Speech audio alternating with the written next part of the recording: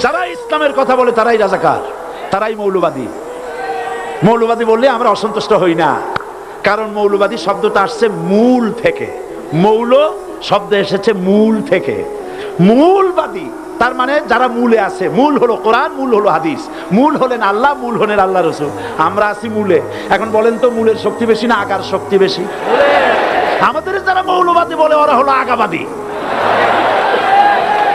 মূলে আছে কত কোটি? 12 কোটি। মূলে আছে কত কোটি? আর আমাদের যারা মৌলবাদী বলে ওই থাকো গাছের আগায়, আমরা মূলে। লাফালাফি বেশি করবা না, 12 কোটিতে গাছের গোড়া আসতে নানা দেবে, মামু বাড়ি দিল্লি গিয়ে পড়বা, বাংলার জমিনে জায়গা হবে না। এ কথা বিশ্বাস করো। বাংলাদেশের মুসলমানদের শরীরে এক বিন্দু রক্ত থাকতে শয়তানের তৈরি করা ধর্ম নিরপেক্ষ মতবাদ বাংলার জমিনে কায়েম হতে দেওয়া হবে না, হবে না।